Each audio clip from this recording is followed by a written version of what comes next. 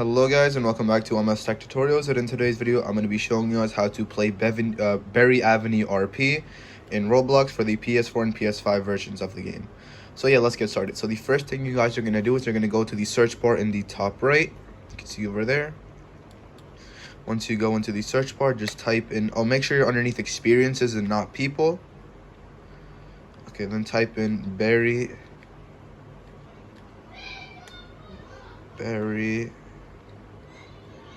I'm just gonna type in Berry, should pop up. Yeah, there we go. Berry Avenue RP. It should be the first one.